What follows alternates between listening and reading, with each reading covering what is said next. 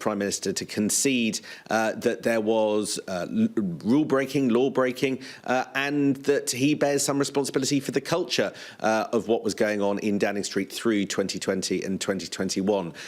Boris Johnson, who you can see up there, I think keen not to give a full account of what went on until after Sue Gray, the independent official, makes clear what's in her final report. Her whole team for the compassionate approach she's taken throughout this distressing maternity care at Shrewsbury and Telford Hospitals NHS Trust. Every woman giving birth has the right to a safe birth, and my heart, therefore, goes out to the families for the distress and suffering that they've endured. My right honourable friend, the Secretary of State for Health, will be making an oral statement this afternoon setting out the government's response. Mr. Speaker, this morning I had meetings with ministerial colleagues and others. In addition to my duties in this House, I shall have further such meetings later today. Thank you, Mr. Speaker. While our focus is rightly on Ukraine, the Prime Minister will be aware of the great concern many people have across the Baltic states. So can he outline the role the Joint Expeditionary Force can play in countering Russian aggression and improving defensive posture for our allies in the Baltics?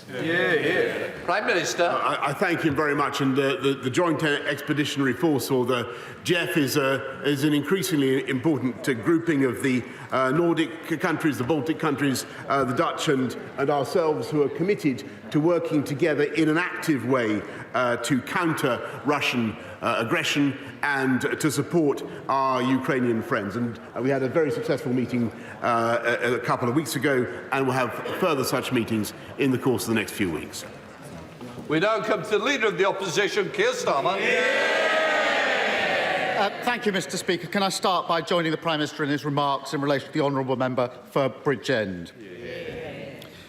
Does the Prime Minister still think that he and the Chancellor are tax-cutting Conservatives? Yes, Mr. Speaker, I certainly do, because this is the government that has just introduced not only the biggest cut in fuel duty ever, but the biggest cut in tax for working people in the last 10 years, Mr. Speaker. 70% of the population paying national insurance contribution will have a substantial tax cut as a result of what the Chancellor did. And if you take together, they don't like it, Mr. Speaker, it's true. They always put up taxes. That's why. They love it. They love putting up taxes. But if you take together what we're doing with income tax and national insurance, it's the biggest tax cut proposed by my right honourable friend, the Chancellor, for 25 years. Keir Starmer. Cut the nonsense and treat the British people with a bit of respect. Let me take him through this slowly. 15 tax rises, the highest tax burden for 70 years. For every £6 they're taking in tax rises, they're only handing £1 back. Prime Minister, is that cutting taxes or is that raising taxes? Prime Minister. Well, Mr. Speaker, I don't know where he's been for the last 2 years, but even by the standards of yes, he has. Even by the standards of Captain Hindsight, Mr. Speaker,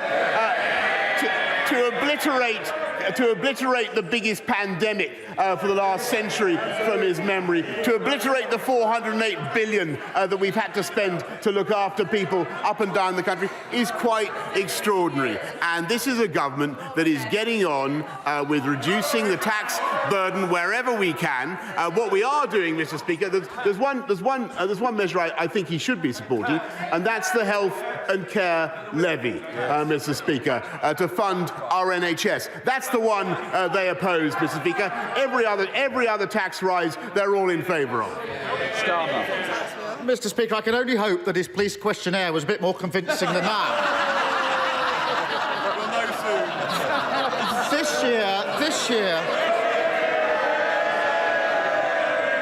This year, British people face the worst fall in living standards on record. While they're counting every penny, the Prime Minister is hitting them with higher taxes. But in 2024, when there just so happens to be a general election, they will introduce a small tax cut. That's not taking difficult decisions. It's putting the Tory re-election campaign over and above helping people pay their bills. How did he find a Chancellor as utterly cynical as he is?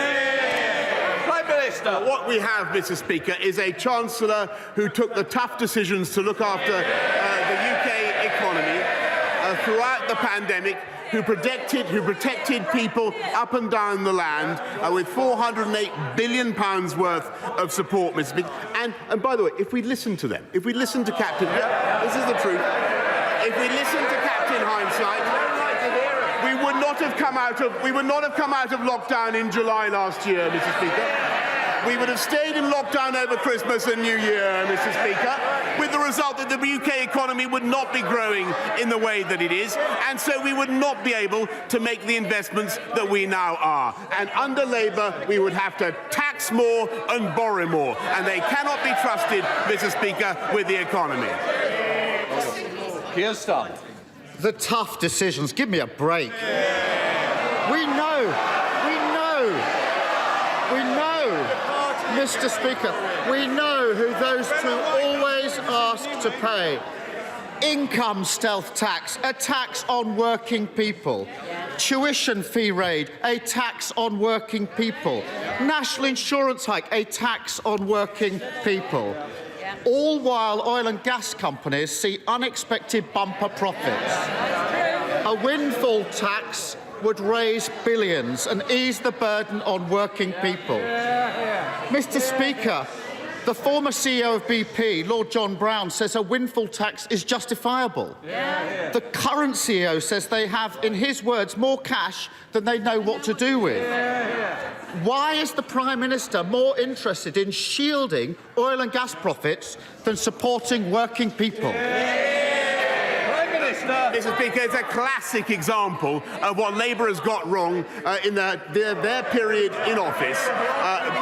The oil and gas companies are now investing £20 billion, Mr. Speaker, in ensuring that we have long-term energy supplies. And I remember the 1997 Labour manifesto actually said that there was no economic case for more nuclear power. We are now having to make good the historic mistakes of the Labour Party by investing in our long-term energy supply. That is what we're doing. Everything that they are proposing would mean deterring investment, meaning higher prices for consumers and households up and down the land being worse off. Speaker, there we have it. They're the party of excess oil and gas profits. We're the party of working people.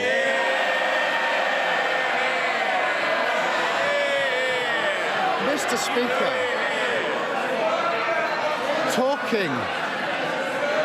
talking of parties, Prime Minister, he told the House no rules were broken in Downing Street during lockdown. The police have now concluded there was widespread criminality. The Ministerial Code says that ministers who knowingly mislead the House should resign. Why is he still here? Hang on a minute. He's just changed his position. Sorry, Mr. Speaker. I mean, we do at least expect some consistency from this human weather vane. It was only a week or so ago where he was saying that I shouldn't resign. He's got to make what is his position, Mr. Speaker? The investigators must get on with their job. But in the meantime, In the meantime, Mr. Speaker, we are going to get on with our job. And what we are focusing on is tackling the cost of living, helping people through the spike in fuel prices, the 9.1 billion that the Chancellor Chancellor has set out, but also, Mr. Speaker, doing the long... I've mentioned nuclear power, I've mentioned tackling our energy supplies, which Labour totally failed to deal with. What we're also doing, far more important perhaps even than that, Mr. Speaker, we're tackling illiteracy and innumeracy in our schools. And I think we're investing billions in tutoring, Mr. Speaker. That's what we're focusing on, and I think that's what the people of this country want us to focus on. Keir Starmer. Look, there are only two possible explanations. Either he's trashing the ministerial code, or he's claiming he was repeatedly lied to by his own advisers and that he didn't know what was going on in his own house and his own office. Come off it. He really does think that it's one rule for him and another rule for everyone else. That he can pass off criminality in his office and ask others to follow the law. That he can keep raising taxes and call himself a tax cutter. That he can hike tax during a cost of living crisis and get credit for giving a bit back just before an election. When is he going to stop taking the British public for fools? Mr. Speaker, this is the leader of the opposition who would have kept this country in lockdown and made it absolutely impossible. He has zero consistency on any issue, Mr. Speaker. But one thing we know about is he would like to take us back into the EU and take us back into lockdown if he possibly could. Thanks to what this government has done, we have unemployment back down to the levels it was before the pandemic. The economy bigger than it was. We have record vacancies, Mr. Speaker. The difference between them and us is they want to keep people, Mr. Speaker, they want to keep people on benefits. We want to help people into work. And that's what we're doing in record numbers. They want to raise taxes. We want to cut taxes. And that's what we're doing, Mr. Speaker. And we're tackling illiteracy. They didn't give a damn, Mr. Speaker. We're getting on with making this country the best place to invest. Last time I updated the House, Mr. Speaker, on the number of unicorns that we had of unicorns in this country. That's tech countries worth more than $1 billion, Mr. Speaker. I said we had 100. I can inform you now, Mr. Speaker, that we now have 120. They don't want to hear it, but let me tell you, that's more than France, that's more than Germany, that's more than Israel, it's more than France, Germany, Israel combined, Mr. Speaker. That's what's happening under this government. That's what's happening because of the tough decisions we've taken. We take the tough decisions, we deliver, they play politics, Mr. Speaker.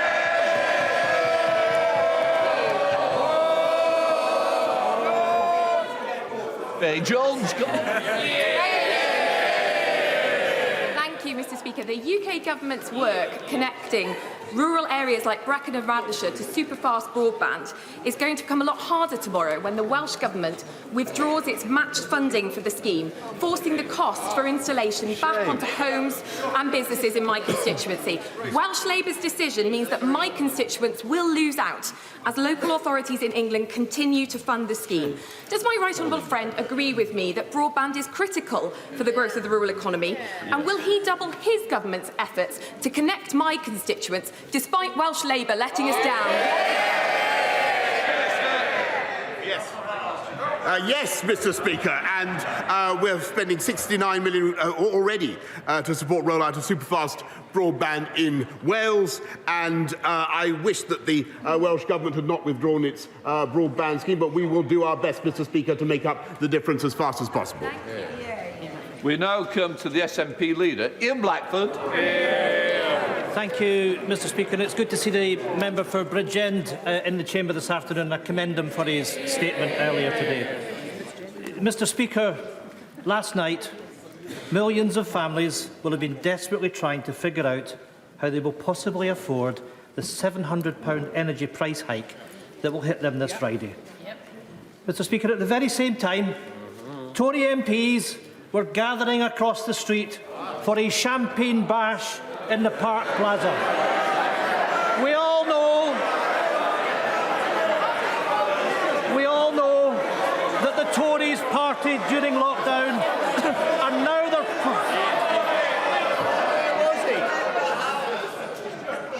Mr. Fabricant, Easter is upon us. I don't need you to ruin your Easter. So let's hear, all of you, SNP leader Ian Blackford. You can shout and scream when we're raising the Tory cost of living crisis, Mr. Speaker. Because we all know that the Tories partied during lockdown, and now they're partying through the cost of living emergency. Last week, the Chancellor got it badly wrong with the spring statement. And ever since, the Prime Minister has been busy briefing against him, saying that more needs to be done. For once, I agree with the Prime Minister. So, if the Prime Minister really believes that more needs to be done, can he tell us exactly what he will order his Chancellor to do to help the millions of families who are facing a £700 price hike this Friday? Prime Minister. Mr. Speaker, I thank him very much, and I think he's in error in what he says about events last night, but he is, like me, a living testament to the benefits of moderation in all things, Mr. Speaker.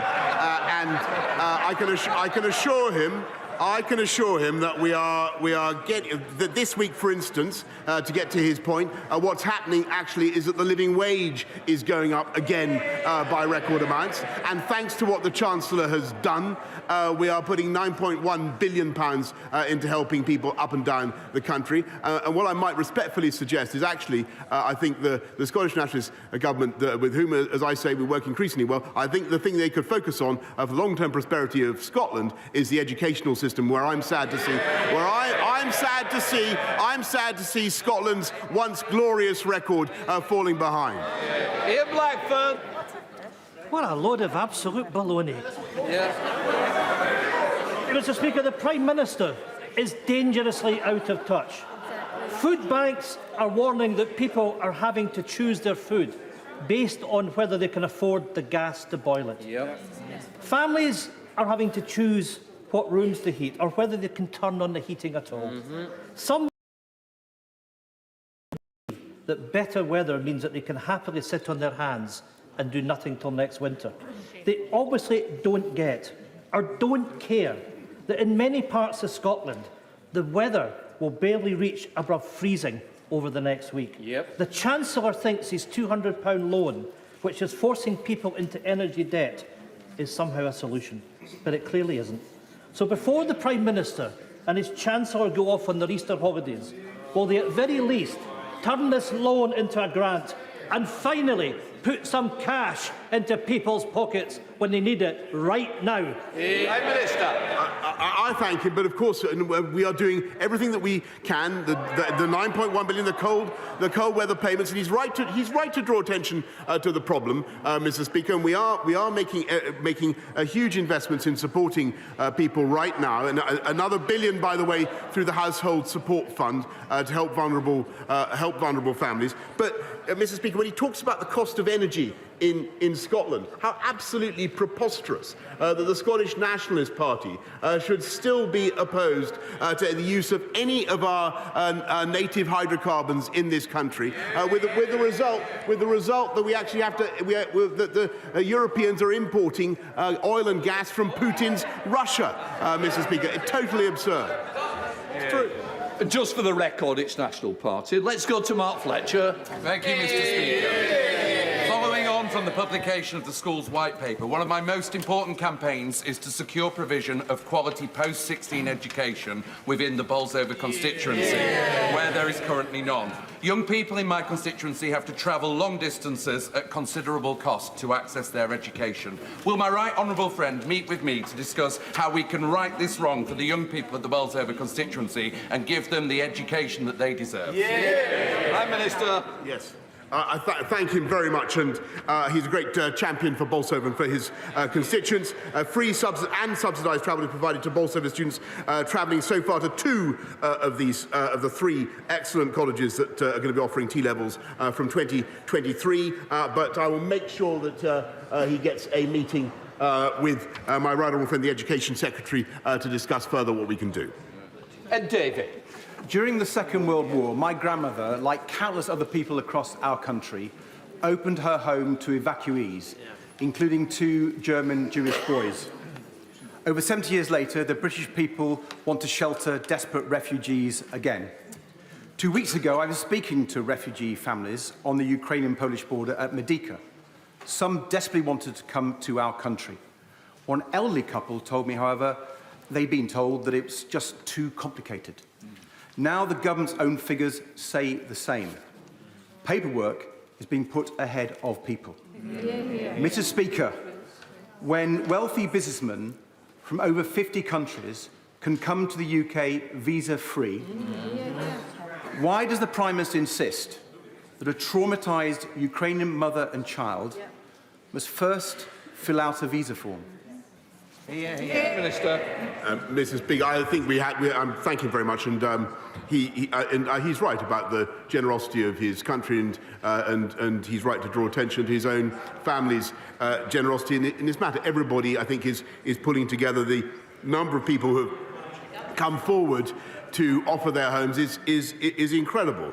But I really don't think that he should deprecate what the UK is offering. We've already given 25,000 people have already got visas, Mr. Speaker. We are processing 1,000 a day. 1,000 a day, and there is no limit, there is no upper limit to the number that we can take. And this is a country that has already been the most generous in taking people from Afghanistan, the 15,000 under Operation Pitting, 104,000 applications from the Hong Kong Chinese. This is a country that is overwhelmingly generous to people coming in fear of their lives from, yes it is, Mr. Speaker, and so is this government. Johnny Mercer. Thank you very much, Mr. Speaker. I don't think anybody involved in partnering operations over the last 10 or 20 years can fail to be humbled by the extraordinary courage and commitment of the Ukrainian people in defending their country, aided and abetted by the lethal aid from this country, of which they're all appreciative of this government and this Prime Minister being first out the door to deliver that. But would the Prime Minister agree with me that whilst others may now begin to tire, now is actually the time to double down on the aid that we give to Ukraine, that actually we might end up breaking a pretty poor Russian army and bring peace to that part of the world whilst consigning the likes of Vladimir Putin to the dustbin of history where he belongs? Prime Minister. Mr. Speaker, I think that is absolutely right. Thank him very much. I thank him for his own bravery in going to see for himself only the other day. But, Mr. Speaker, yes, it is right that we should double down on military defensive support in the way that we are. And by the way, can anybody imagine a Labour government, eight of whose front bench voted to get rid of our nuclear deterrent? Can you imagine? Yes, they did. Can you imagine recently? Can you imagine them doing the same? We will go on with that, Mr. Speaker. But what we will also do, and I hope we have the support of the opposition in this, is make sure that there is no backsliding on sanctions by any of our friends and partners around the world. In fact, we need now to ratchet up the economic pressure on Vladimir Putin, and it is certainly inconceivable that any sanctions could be taken off simply because there is a ceasefire, Mr. Speaker. That would be absolutely unthinkable, in my view. Thank you, Mr. Speaker. Households are experiencing soaring energy costs. We're in the middle of a global climate emergency. Against this backdrop, Norway can feed energy into our national grid at a cost of £1.36 per megawatt hour. France pays 17 pence per megawatt hour. Germany, the Netherlands and Luxembourg pay nothing to feed into our group. Can the Prime Minister then explain why Scotland's renewable sector has been punished with grid connection charges of £7.36 per megawatt hour? Prime Minister. Mr. Speaker, Scotland's renewable sector is leading the world, and I'm grateful to the Scottish Government for all the help and support that they are giving in developing that incredible resource in the North Sea. I think that there is also a role, by the way, for hydrocarbons as we transition, Mr. Speaker. But what we need to do is make sure that we have a grid. That enables us to take that electricity onshore and transmit it around the country. And that is what I will be setting out in the British energy security strategy, Mr. Speaker. That is the investment, the long-term investment that this country needs, and which the parties opposite completely failed to address. Greg Smith. Thank you, Mr. Speaker. Last week, following a huge resident and parish council-led campaign, the planning application for a new mega prison in my constituency was refused. But would my right honourable friend agree that with the proposals for that site being very close to where HS2 and East West Rail cross, this is a matter of fairness whereby communities already suffering at the hands of the construction of big state infrastructure should not be asked to take more? And will he instruct the Ministry of Justice not to appeal this planning decision? Minister. Well, I thank my honourable friend, who's a doughty campaigner for his constituency. He's made an important point about a planning matter about which I don't think I should really comment, but I'm sure that the relevant ministers will have heard him loud and clear. Eric Linden. Thank you, Mr. Speaker. With the government losing an estimated £4 billion to fraud in the furlough scheme, surely the Prime Minister should have tackled that fraud, especially when, in his own party in North Tyneside, furlough was claimed for a member of party staff, even though he continued to work. Prime Minister. If she's really saying, Mr. Speaker, that we should not have rolled out the furlough scheme at the speed that we did, then I think everybody in this country understands that it was a heroic thing to do. And I remember 2 years ago, Mr. Speaker, they were yammering and clamouring for us to go faster. And we did, Mr. Speaker. We produced a fantastic scheme. And yes, fraudsters will be hunted down. We put another 100 million into tracking down fraud in this country. £23 billion a year were lost under Labour in fraud. James Sunderland. Mr. Speaker, thank you. I was delighted to learn this week that 37 of the 39 state schools in Bracknell constituency are now graded good or outstanding. Will the Prime Minister join with me in thanking our fantastic teachers, staff, governors and pupils? And does he agree that the new Education White Paper offers a blueprint for our schools that we can all be proud of? Yes, I do, Mr. Speaker. I think it's a fantastic white paper. Evans. Thank you, Mr. Speaker. Over 2 million tonnes of edible food is wasted on farms and factories every year, and funding was introduced in 2019 to cover the costs of getting food to charities to reach those in need. However, the Prime Minister will know his government have now cut that critical funding to zero. Mr. Speaker, funding for food waste diversion helps support community projects like, for example, Three Hills Community Supermarket in Glasgow. So can the Prime Minister explain why he's ignoring calls from Feeding Britain, Good Food Scotland and FareShare to continue this worthwhile initiative and instead cutting off a lifeline to those struggling with the cost of living crisis? Prime Minister. I thank you very much. I think he's referring to the strategy that we have for food waste. As far as I know, we continue to support it, but I will be happy to update him by letter. Lucy Allen. Very much, Mr. Speaker. Can I thank the Prime Minister for his earlier remarks concerning the Donna Ockenden report into avoidable maternity deaths and injuries at the Shrewsbury and Telford Hospital Trust. The report makes for devastating reading, the more so because women's voices were ignored. Absolutely. My constituent Hayley Matthews begged staff for a C-section throughout her 36-hour labour, but was forced into a natural birth. Her son Jack arrived blue and floppy, and within hours of his birth he tragically died. Will the Prime Minister join me in offering heartfelt sympathies to all the families affected, and also grateful thanks to the 1,862 women who shared their experiences with the Ockenden Review to ensure that maternity care is safer, kinder and more compassionate for the women that come after them?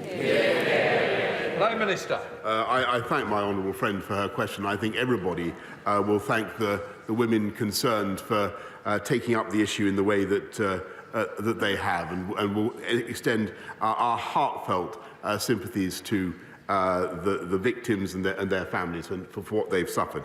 It is very important that people get the answers that they deserve, Mr. Speaker, but also that we have the right approach to to this issue in the future. And that's why we're investing very substantially in maternity services and also, of course, very substantially in midwives and in our NHS altogether.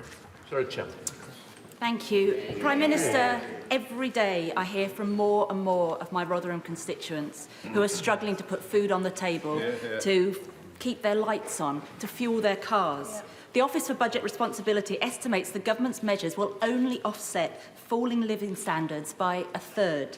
This is the biggest financial squeeze since the 1950s. Prime Minister, don't blame Ukraine, don't blame COVID. This is down to your government's policies and your political choices. Sleep at night. Well, I do agree that people are facing a very tough time at the moment, and we've got to do everything that we. I don't agree with her analysis, but I think that the causes are certainly to do with the inflationary impact of the world coming out of COVID, and the energy price spike is at the root of it. And what we are doing, Mr. Speaker, is to help people with a universal credit, which we've lifted by £1,000, help people with the living wage, which is going up now by a record amount, Mr. Speaker, and cutting taxes on working people in the way that we are. But of course we can't do everything, Mr. Speaker, right now. And what we will do is ensure that we have a stronger economic performance and we have people in work. And the most important thing is that we have people getting into work now in a way that wasn't possible, certainly wouldn't have been possible if we'd stuck to the policies that were proposed by the Labour opposition. And that's why we have a strong economy. And that is the best recipe. Better to be off benefits and into work. And that's what we're doing. Neil Clark. Thank you, Mr. Speaker. One of my earliest campaigns was to reopen Stafford's Shire Hall, so I'm delighted that this iconic building is finally set to reopen this summer. So can I thank the government for providing £1.6 million in funding to create a hub for small businesses in the Shire Hall? But can I also ask my honourable friend to help regenerate the rest of Stafford Town Centre and our high streets to help level up the West Midlands and support our local businesses? Prime Minister. I thank my honourable friend for her fantastic work to reopen Shire Hall. She's a passionate campaigner for Stafford, and Stafford was awarded over £14 million lately, Mr. Speaker, through the Future High Streets Fund. Thank you, Mr. Speaker. My constituency has one of the highest rates of child poverty in the entire country, with too many already struggling between heating and eating. The government's recent real terms social security cut will now push even more families, children and pensioners into desperation. Does the Prime Minister agree that the biggest squeeze in household finances since records began does not come out of the blue, but is due to conservative economics and the notion that while some have the pleasure of partying, the rest of us should suffer? That's right. Prime Minister. No, Mr. Speaker, we're absolutely dedicated to levelling up across our entire country and making sure that we reduce poverty. And that's why I'm proud that there are now 500,000 fewer kids actually in workless households, 200,000 fewer kids, 200,000 fewer in poverty, Mr. Speaker, and 1.3 million fewer in absolute poverty. And the way we've done that, the way we've done that, Mr. Speaker, is by helping people into work. And we're going to go further, investing in more work coaches, massively increasing our training budget so that people get the skills that they need. That's our approach, Mr. Speaker, helping people by getting them into work. Sir Robert Butland. Thank you, Mr. Speaker. Today's announcement by our serving United Kingdom judges of their withdrawal from the Hong Kong Court of Final Appeal is now the right decision, and I support it, as does my right honourable friend. Does he agree with me that on this sad day for the people of Hong Kong, and at a time when the international rule of law is under unprecedented challenge, it is for us here in Britain to stand up for what is right, to be resolute in the face of tyranny, and to make sure that the international rules-based order is defended at every opportunity? Prime Minister. I thank my right honourable friend very much, and I know how passionately he's campaigned on this issue himself, and I can tell him that, and I want to thank the judges in Hong Kong's court for everything that they've been doing, but I think that they've evidently concluded that the constraints of the national security law make it impossible for them to continue to serve in the way that they would want. I appreciate and I understand their decision. It is vital that we all continue to make our points to the Chinese, as I did in my conversation with President Xi the other day, about freedom in Hong Kong and about the treatment of the Uyghurs, and we will continue to do that. Catherine West. Thank you very much, Mr. Speaker. Gas and electric prices and bills are through the roof. The just about managing are no longer managing, coming to surgeries, queuing at food banks. Last week, the government had a golden opportunity to tackle this. Why the devil didn't they take that opportunity to do something and relieve the pressure on our constituents? Prime Minister. Mr. Speaker, I understand the pressure that people are under, but the best thing we can do, rather than endlessly taxing more and borrowing more, is make sure that we support people through this tough time, which we are, but also ensure that we have a strong and growing economy in which we get people into work. So we're cutting the cost of energy, but we're also taking the long-term decisions, which the party opposite failed to do, to invest in our energy for the future. Sir Roger Gale. Mr. Speaker, today's updated government figures show that of 28,300 applications submitted under the sponsorship scheme by people displaced in Putin's war, just 2,700 have been processed. Could my right honourable friend please tell the House how many to date of those people have actually arrived in the United Kingdom? And will he give his support to my noble friend Lord Harrington to cut through the Home Office red tape, simplify the application process and get people into the country? Prime Minister. Mr. Speaker, we're processing 1,000 a day, and I think that the country, 25,000 visas have already been issued, as I just told the House, Mr. Speaker. Almost 200,000 families, homes have opened their arms to Ukrainians coming in fear of their lives, and there is no limit on the scheme, Mr. Speaker. I think we can be incredibly proud of what the UK is doing. Patricia Gibson. Thank you, Mr. Speaker. A cornerstone of the last Conservative manifesto was a guarantee that the basic state pension would rise by either 2.5%, the inflation rate, or earnings growth, whichever was highest.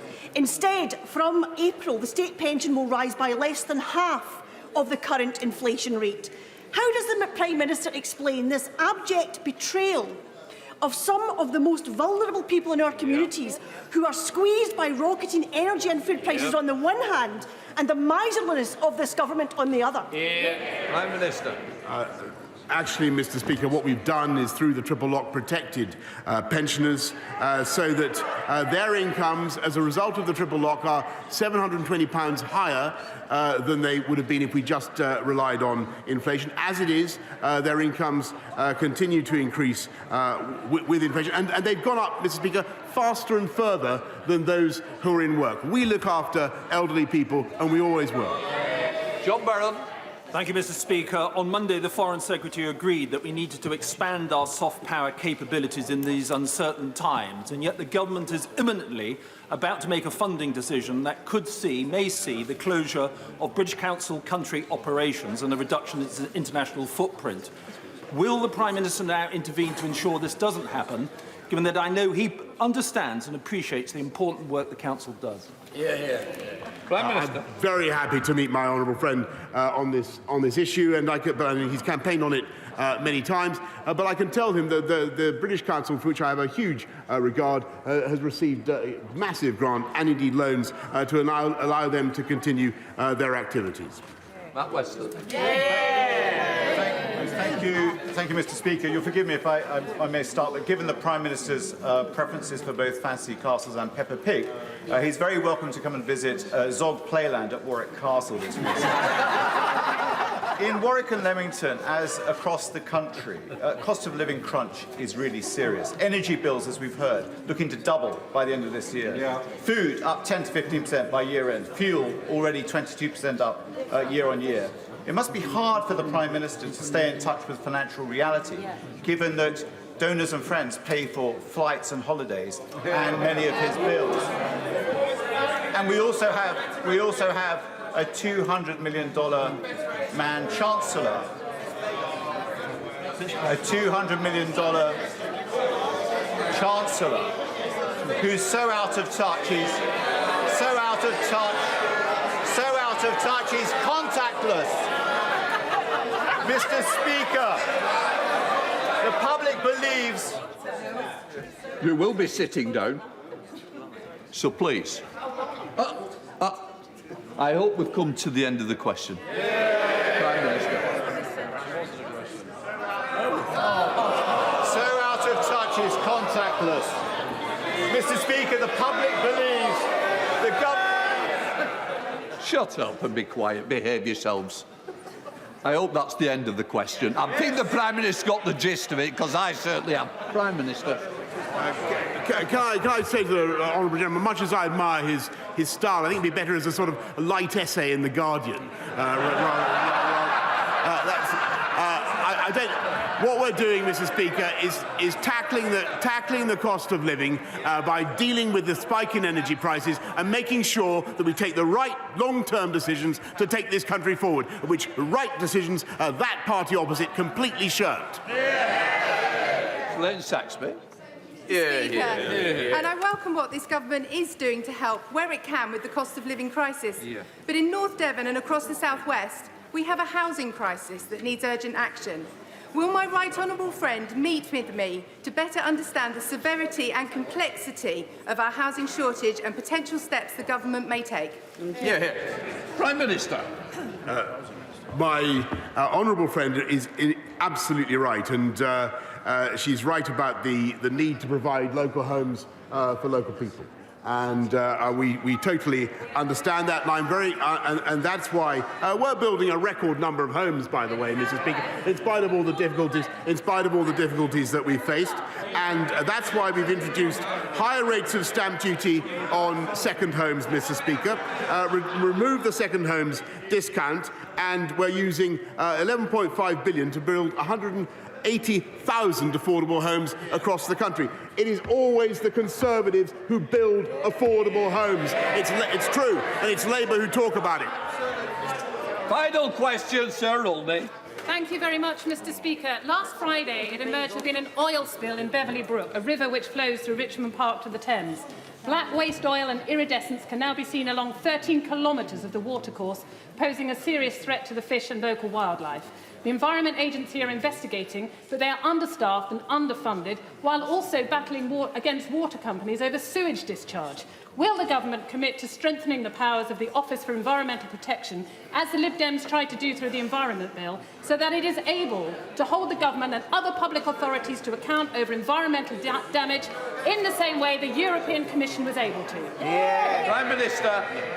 I know what's behind her question, Mr. Speaker. It's a desire to return to the jurisdiction of the European Union. What we want to do is make sure that we use our landmark Environment Bill to continue to improve the quality of our rivers, and that's what we're doing. We'll just let the chamber clear before we start the statement.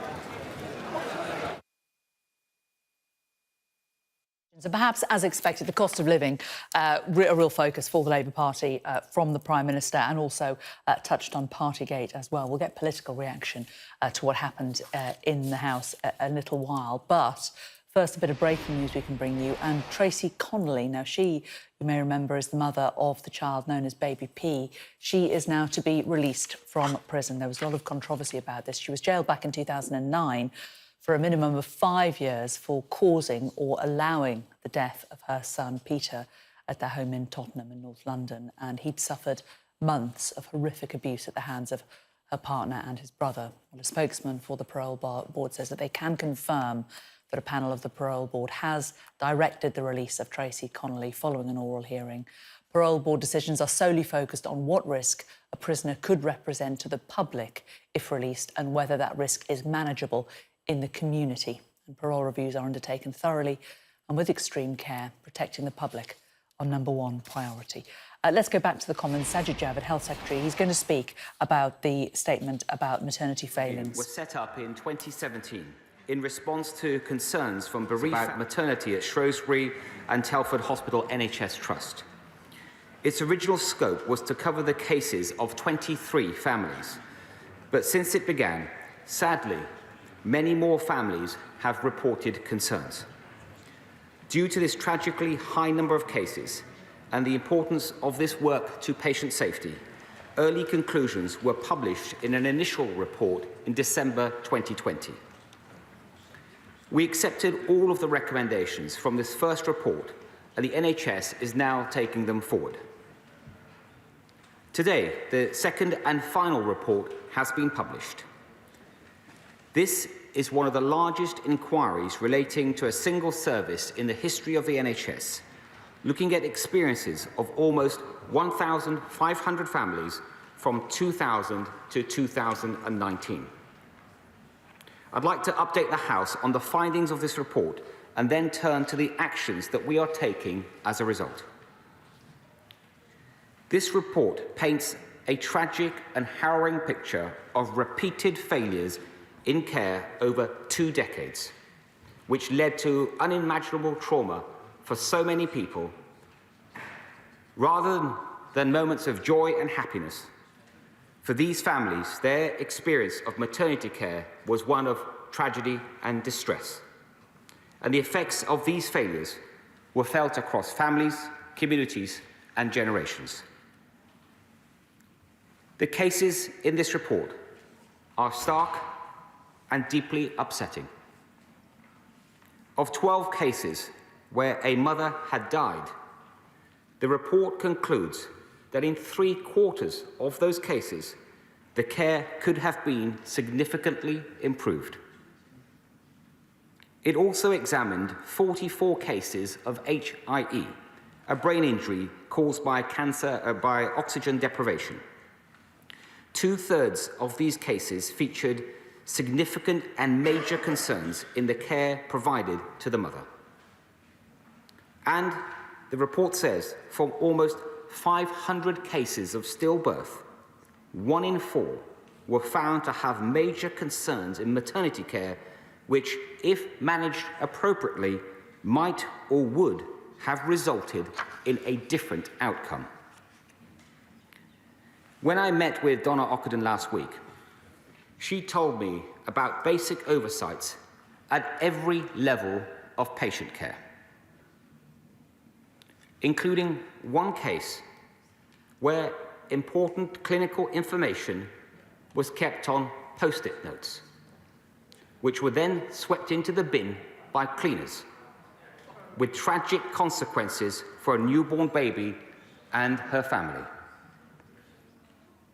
In addition, there were repeated cases where the Trust failed to undertake serious incident investigations, and where investigations did take place, they didn't follow the standards that would have been expected. These persistent failings continued as late as 2019, and multiple opportunities to address them were ignored, including by the Trust Board, who were accountable for these services. Reviews from external bodies failed to identify the substandard care that was taking place, and some of the findings gave false reassurances about maternity services at the Trust.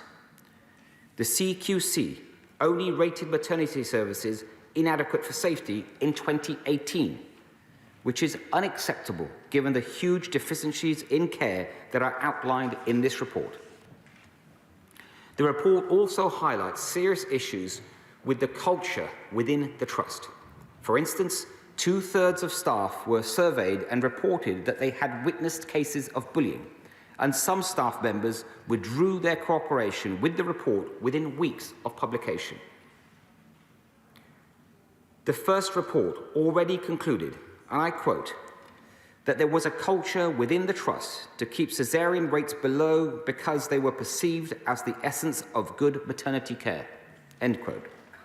And today's report adds that, and I quote again, many women thought any deviation from normality meant a caesarean section was needed, and this was then denied to them by the Trust. Mr. Speaker, it is right that both the Royal College of Obstetricians and Gynecologists and the Royal College of Midwives have said recently that they regret their campaign for so-called normal births. It is vital that across maternity services that we focus on safe and personalised care where the voice of the mother is heard throughout. The report shows a systemic failure to listen to families affected, many of whom had been doggedly persistent in raising issues over several years. One mother said that she felt like a lone voice in the wind. Bereaved families told the report that they were treated in a way that lacked sensitivity and empathy, and appallingly, in some cases, the Trust blamed these mothers for the trauma that they had been through. In the words of Donna Ockenden, the Trust failed to investigate, failed to learn, and failed to improve. We entrust the NHS with our care, often when we are at our most vulnerable. In return, we expect the highest standards. I've seen with my own family the brilliant care the NHS maternity services can offer. But when those standards are not met, we must act firmly. And the failures of care and compassion that are set out in this report have absolutely no place in the NHS. To all the families that have suffered so greatly, I am sorry. The report clearly shows that you were failed by a service that was there to help you and your loved ones to bring life into this world. We will make the changes that the report says are needed at both a local and national level. Mr. Speaker, I know that honourable members and those families who have suffered would want reassurances that the individuals who are responsible for these serious and repeated failures will be held to account. I'm sure that the House will understand that it is not appropriate for me to name individuals at this stage. However, I'd like to reassure honourable members that a number of people who were working at the Trust at the time of the incidents have been suspended or struck off from the professional register, and members of senior management have also been removed from their posts. There is also an active police investigation, Operation Lincoln, which is looking at around 600 cases. Given that this is a live investigation, I'm sure that honourable members will recognise that I'm not able to comment further on that. Today's report recognises that since the initial report was published in 2020, we have taken important steps to improve maternity care. This includes £95 million of maternity services across England to boost the maternity workforce, to fund programmes for training, development and leadership. The second report makes a series of further recommendations. It contains 66 for the local trust, 15 for the wider NHS, and 3 for me as Secretary of State. The local trust, NHS England, and the Department of Health and Social Care will be accepting all 84 recommendations. Earlier today, I spoke to the Chief Executive of the Trust, who was not in the post during the period that was examined by this report. I made it clear how seriously I take this report and the failures that were uncovered, and I reinforced that the recommendations must be acted on promptly. But as the report identifies, there are wider lessons that must also be learned, and it contains a series of actions that should be considered by all trusts that provide maternity services. I've asked NHS England to write to all of these trusts, instructing them to assess themselves against these actions, and NHS England will be setting out a renewed delivery plan that reflects these recommendations. I'm also taking forward the specific recommendations that Donna Ockenden has asked me to put in place. The first is the need to further expand the maternity workforce. Just a few days ago, the NHS announced a £127 million funding boost for maternity services across England. This will bolster the maternity workforce even further, and it will also fund programmes to strengthen leadership, retention and capital for neonatal maternity care. Second, we will take forward the recommendation to create a working group independent of the Maternity Transformation Programme, with joint leadership from the Royal College of Midwives and the Royal College of Obstetricians and Gynaecologists. Finally, Donna Ockenden said that she endorses the proposals that I announced in January to create a special health authority to continue the maternity investigation programme that is currently run by the Healthcare Safety Investigation Branch. And again, we will take her proposals forward, and the SHA will start its work from April next year. I would like to thank Donna Ockenden and her whole team for the forensic and compassionate approach that she has taken throughout this distressing inquiry. This report has given a voice at last to those families who were ignored and so grievously wronged. And it provides a valuable blueprint for safety and safe maternity care in this country for years to come. Finally, Mr. Speaker, I would like to pay tribute to the families whose tireless advocacy was instrumental to this review being set up in the first place. I cannot imagine how difficult it must have been for them to come forward and to tell their stories. And this report is a testament to the courage and the fortitude that they have shown in the most harrowing of circumstances. Mr. Speaker, this report is a devastating account of bedrooms that are empty, families that are bereft, and loved ones taken before their time. We will act swiftly so that no families have to go through the same pain in the future. I commend this statement to the House. Just before we start, what I would say is the quite right, the Secretary of State, it's a very important statement has gone over. So I would offer the flump bench 6 minutes. We come to Shadow Minister Farrell Clark. Thank you, Mr. Speaker. I thank the Secretary of State for advance sight of his statement. I'm pleased to be able to respond to this statement today, not just as the Shadow Minister for Patient Safety, but as a woman and as a new mother. I would like to thank Donna Ockenden and her team for this report. I would like to thank the families that have come forward. We would not be here today without the persistence and the resilience they have shown for over 20 years in their fight for justice. Today marks an important milestone for hundreds of families who have been seeking justice. The Ockenden report lays bare the harrowing truth of what those families had to face and why their fight for justice has been such a fierce one. Cries for help going unheard, parents having to try and resuscitate their own children because there was no one there to help. Women and babies dying needlessly because they simply were not listened to. That women were silenced and ignored at their most vulnerable when they were relying on the NHS to keep them safe is shameful. No woman should ever have to face going into hospital to give birth and not know whether she and her baby will come out alive. These were not just one-off or isolated incidents of negligence. This was the institutional failure of a system which failed to take up the many opportunities to realise that it had a serious problem. We are where we are today because of the persistence and the resilience of those families and their refusal to give up the fight to expose those failings. And the only comfort we can offer them is that their voices have been heard, and that we commit today across this House to ensure these failings are never repeated.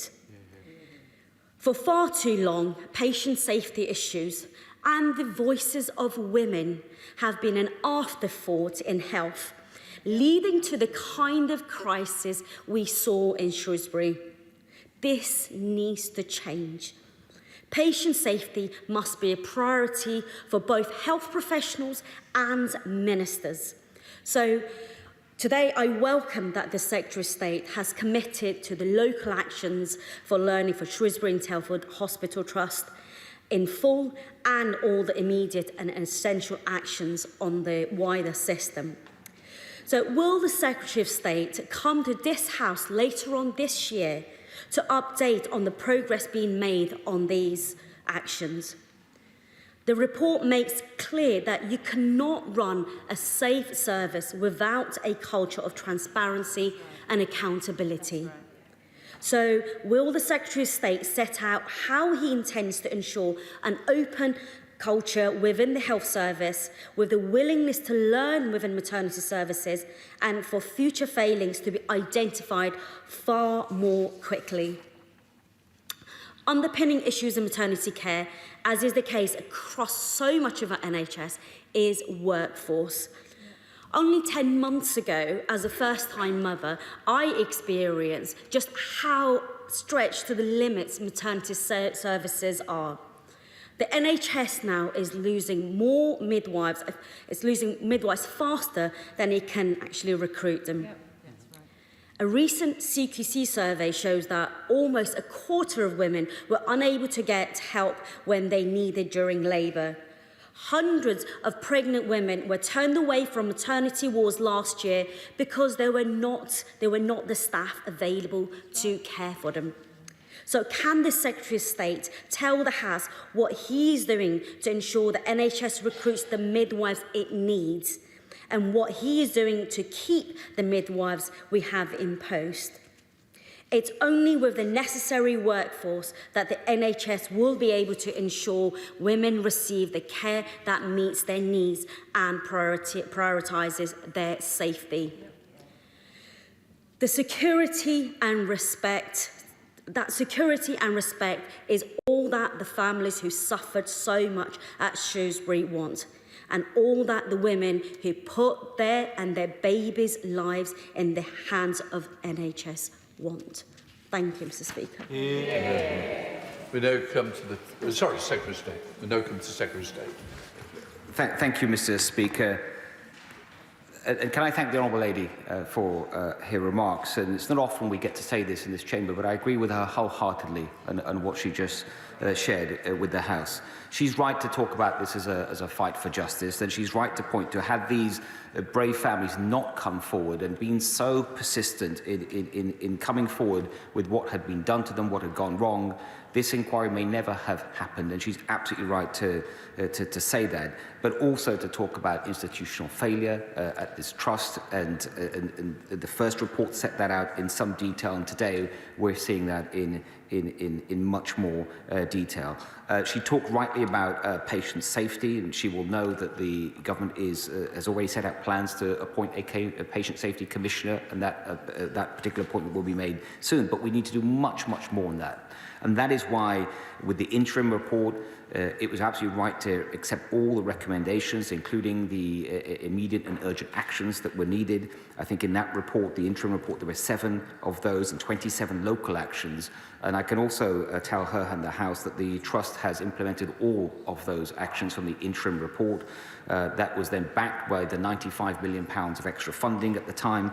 And then also, as I said a moment ago, the recommendations in this final report, many more recommendations, quite rightly so, that they have all been accepted and backed by at least £127 million of funding. Much of that will go to workforce. When it comes to workforce also, I think it's also worth saying, because she's right about the need to increase the size of the workforce, especially in terms of midwives, that when it comes to acceptances for student nurses and midwives, it's at the last year's acceptances, I think, were the highest that the country had seen in decades, but clearly there's much more to do.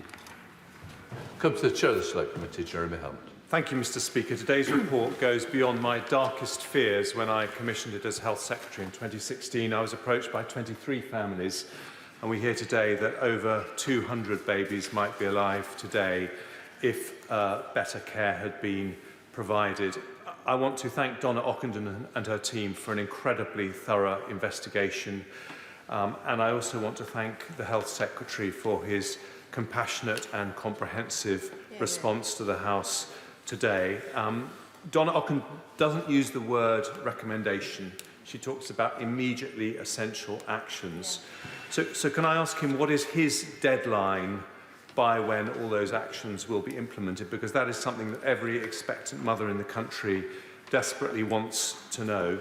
Can I gently say to him that whilst I warmly welcome more midwives and more doctors, it is not consistent to do that and to vote down the amendment from the House of Lords today on the health bill, which would make sure that we never had those shortages again. And can I too finally pay tribute to Richard and Rhiannon Stanton-Davis, Kaylee and Colin Griffiths. Richard and Rhiannon came to talk to me about their daughter Kate, who died in 2009.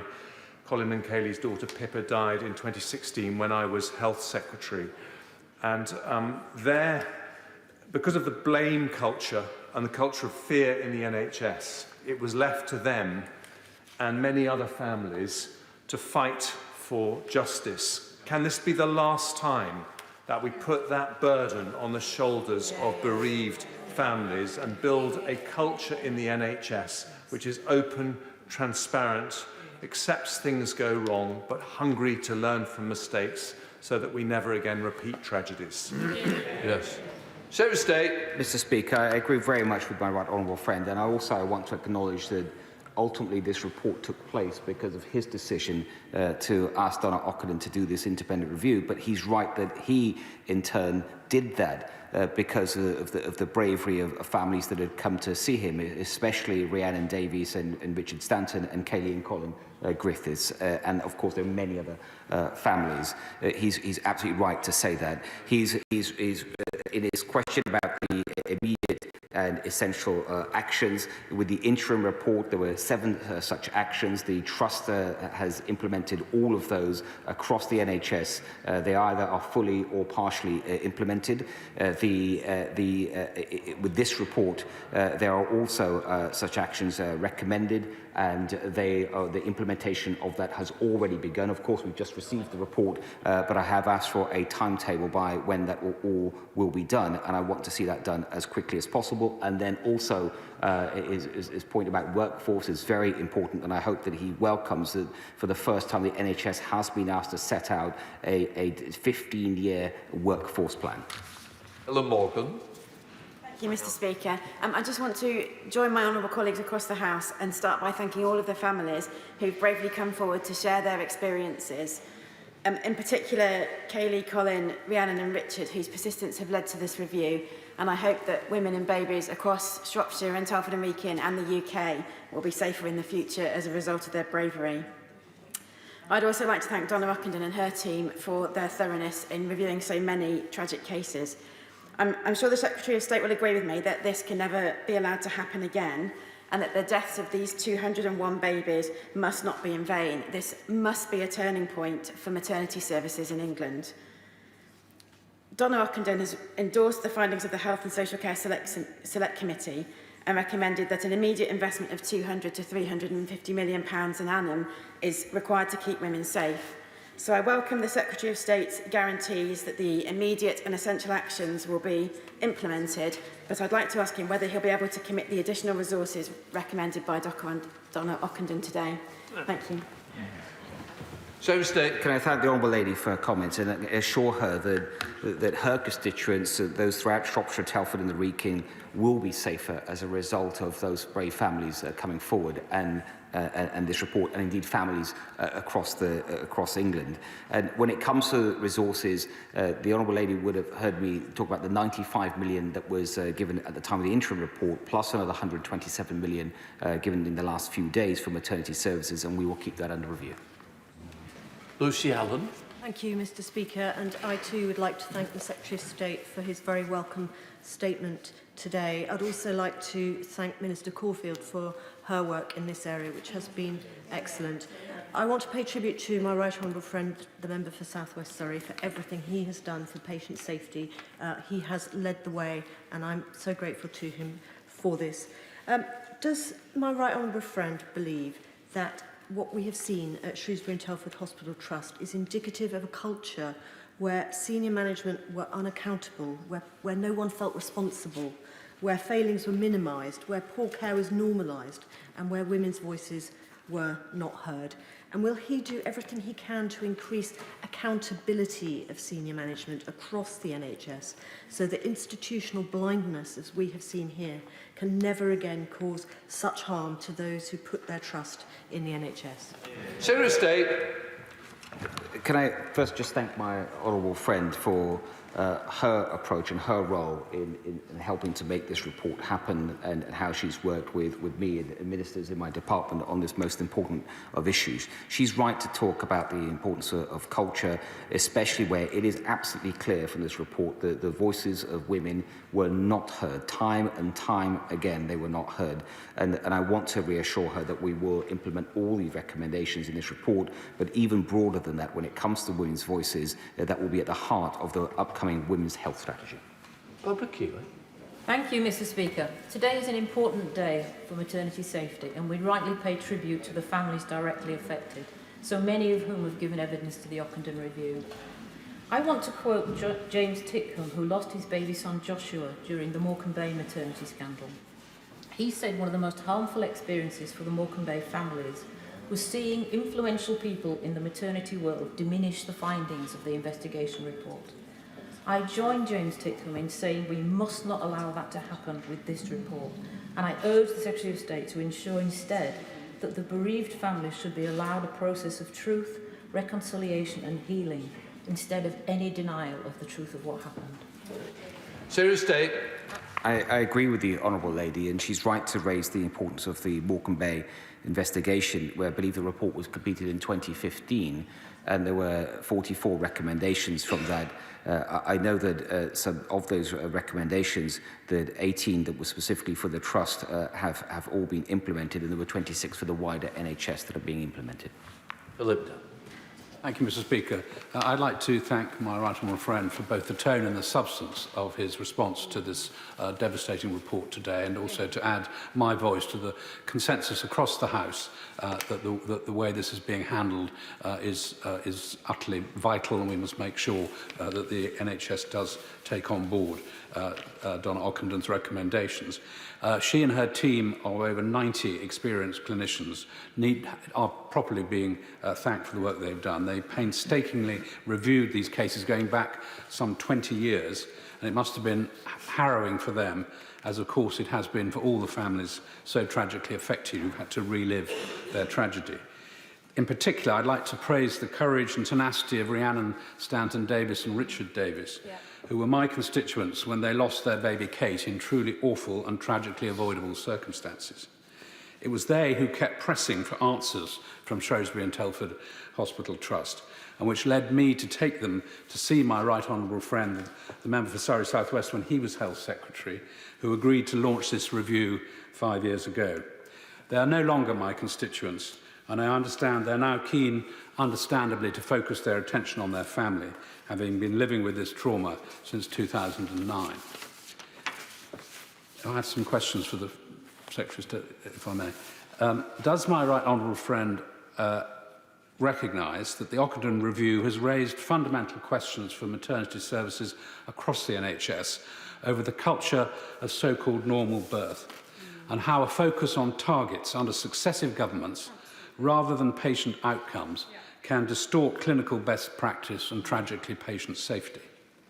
And from his discussion with the current Chief Executive that he touched on in his remarks, is he satisfied that the current management and clinical teams at SAF have accepted the local actions for learning made by the initial Ockenden report and are committed to study and implement rapidly all further recommendations specific to this trust?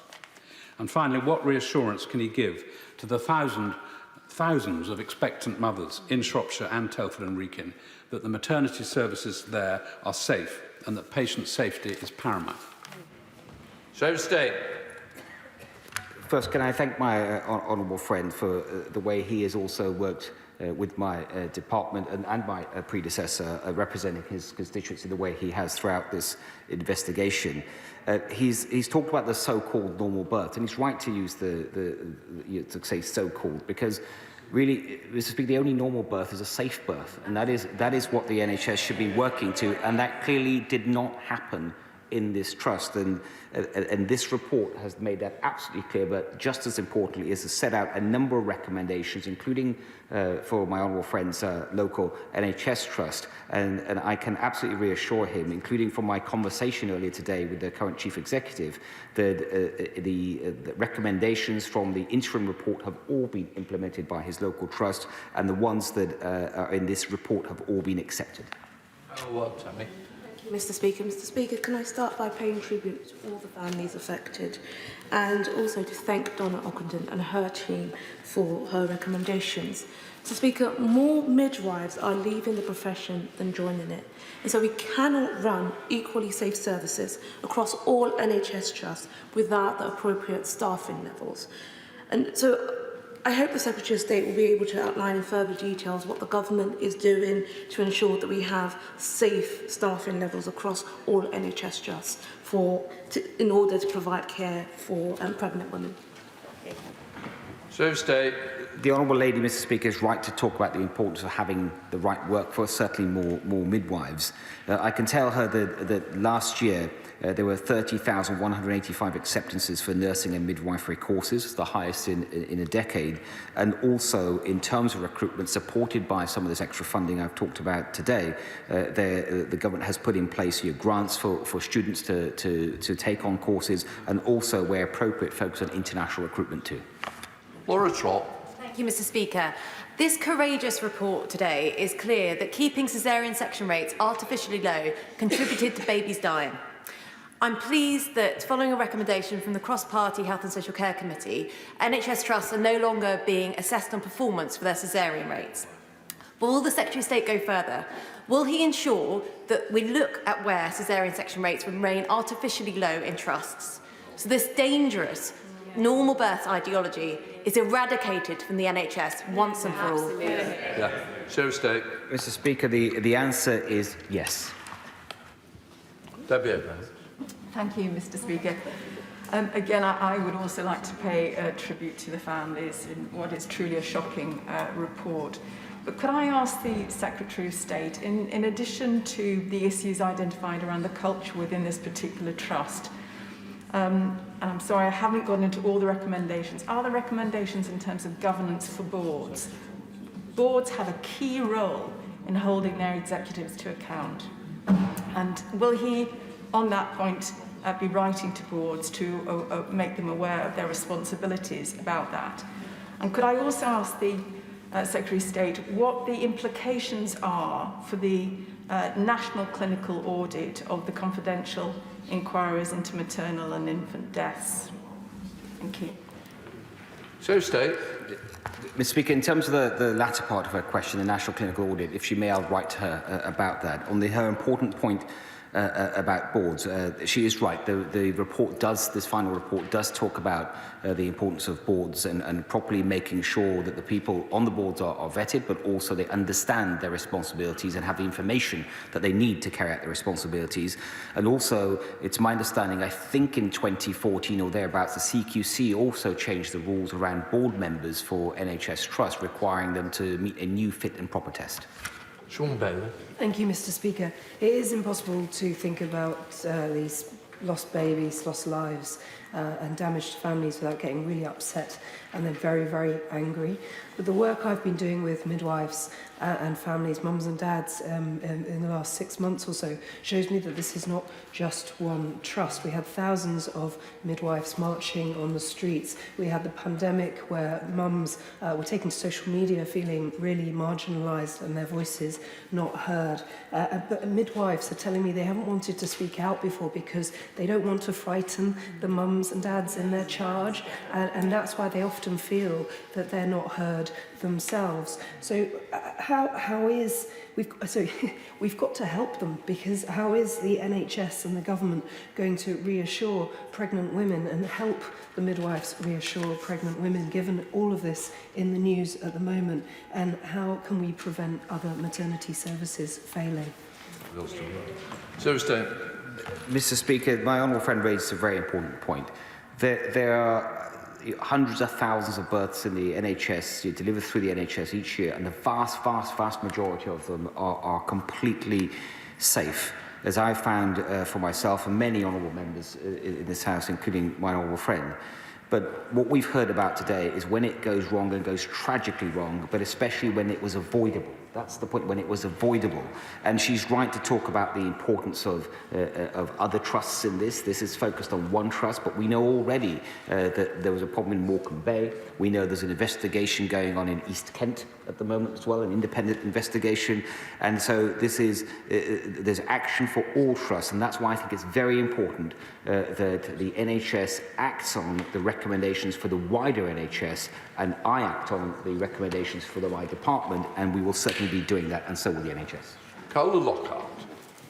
Thank you, Mr. Speaker, and can I thank the Secretary of State for his statement. Not one person could help but be moved by the account and by his sincerity in dealing with this horrific situation. I also want to commend all involved in the Ockenden report for their work on this issue.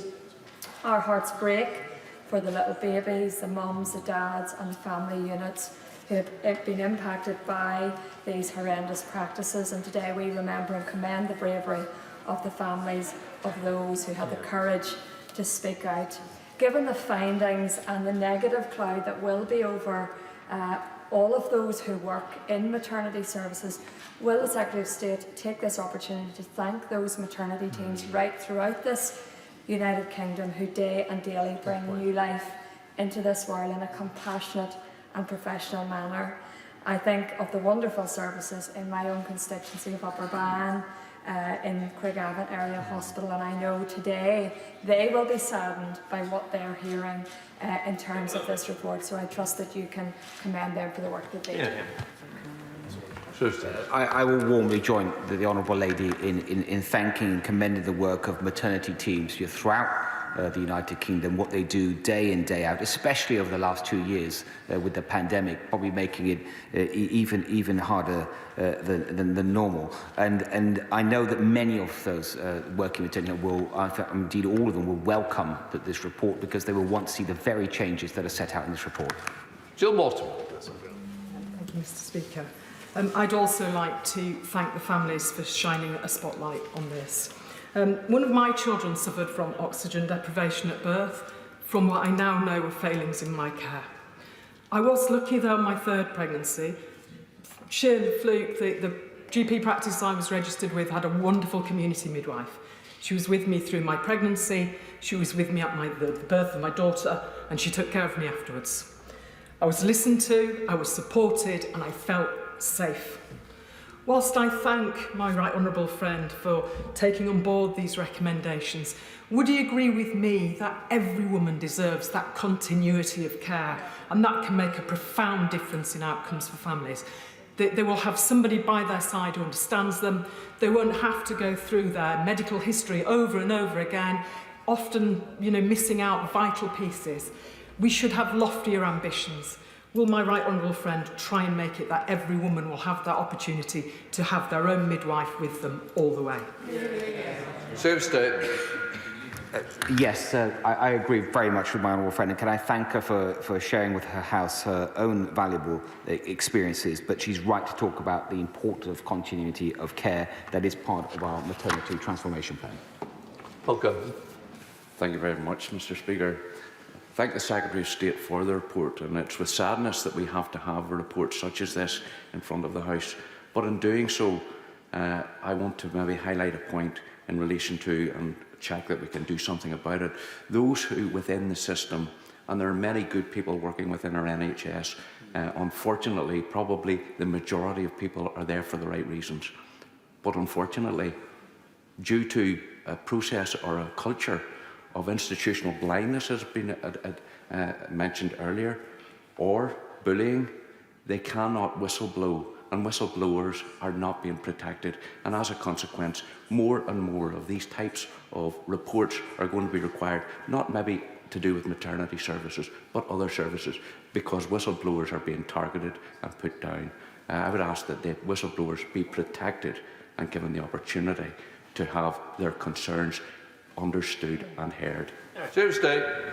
The honourable gentleman, Mr Speaker, is absolutely right, and one of the reasons we are creating the special health authority that I referred to earlier is to provide that independence and also more protection for members of staff to come forward.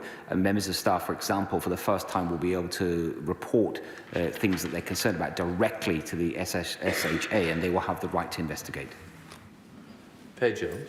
Thank you, Mr Speaker. Many members from across the House have mentioned the incredible bravery of all of the parents who fought for their babies, particularly Rhiannon Davis.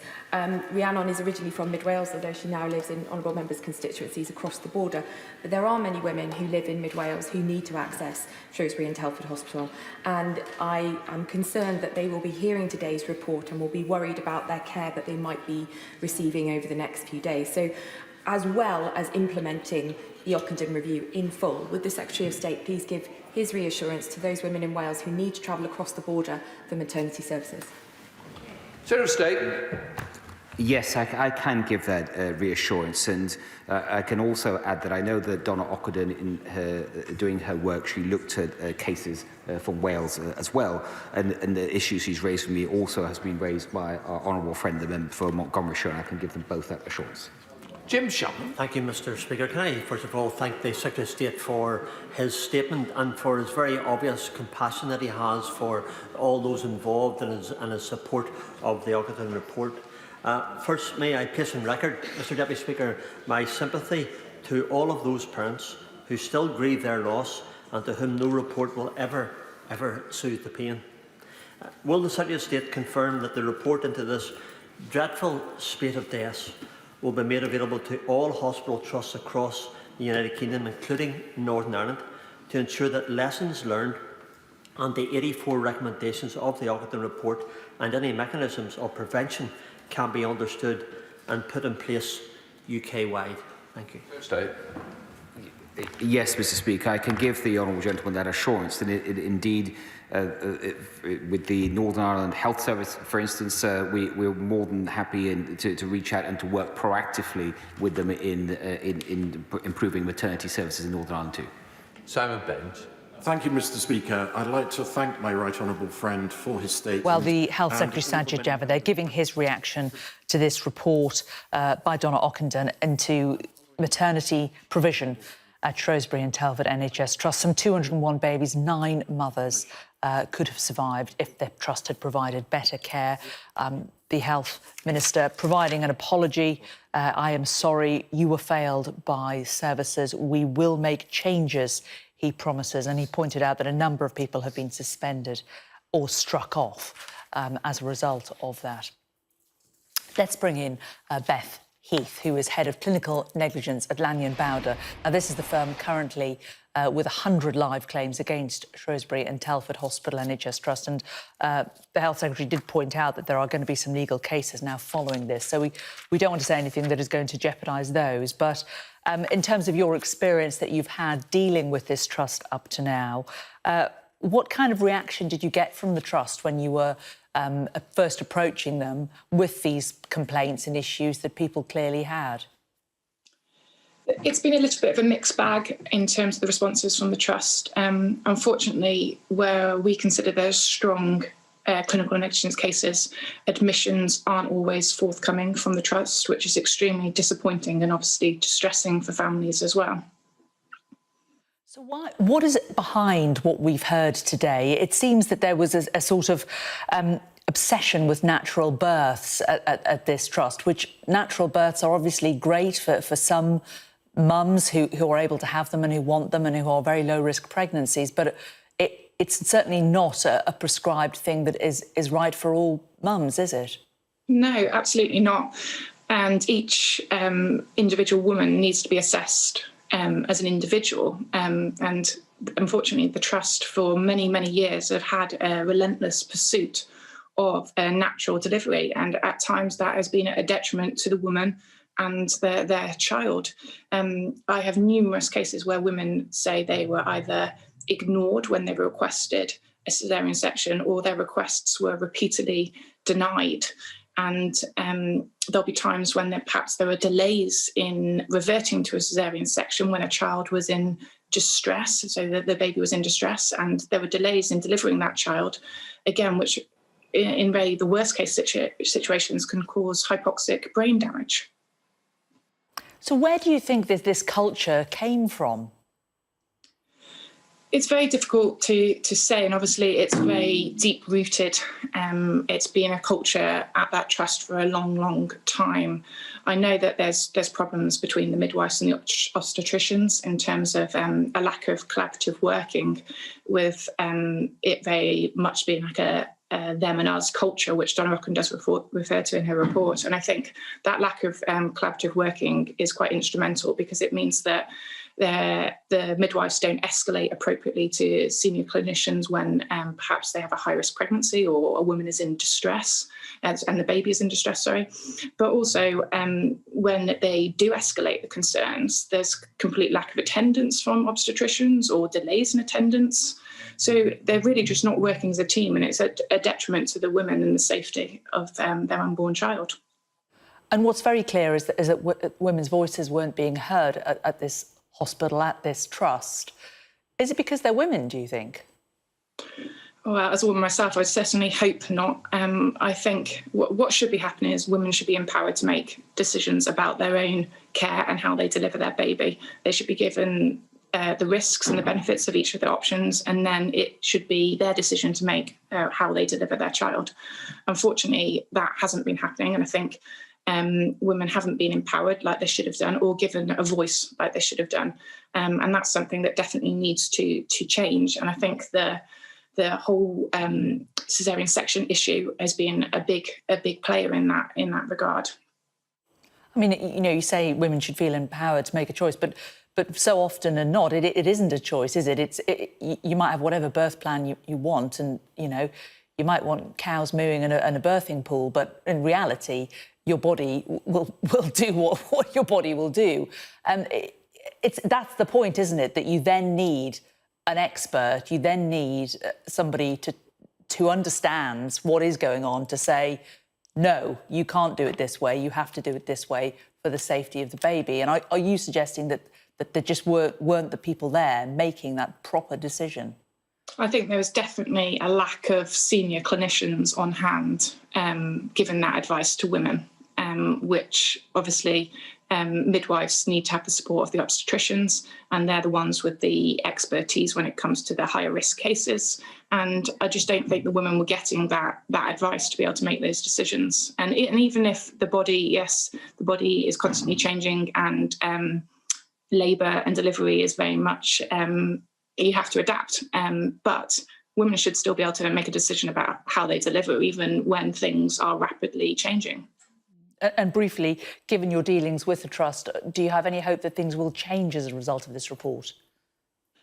I'm hopeful, and I really hope that the Trust do make changes. I think there's still an element of me feeling a little bit sceptical. There have been loads of really good recommendations made to the Trust over the years that haven't been implemented, and there's been countless missed opportunities for change over the years.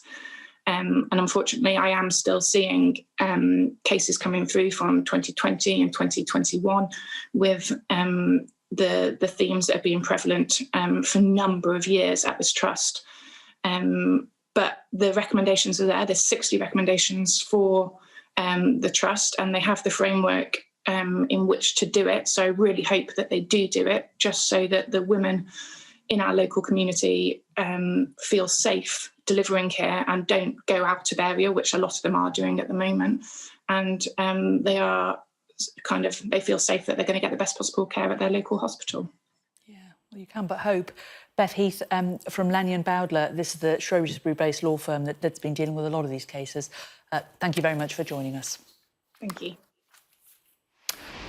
Well, a bit of breaking news this lunchtime. The parole board has now approved the release from prison of Tracy Connolly. Now, she is the mother of baby P, who died in 2007 after suffering more than 50 injuries. Sky's Sadia Chowdhury joins us from the newsroom. Sadia, this was a case which really shocked the nation, but the fact remains that this woman has served her time, hasn't she? Yes, she's serving prison right now for causing or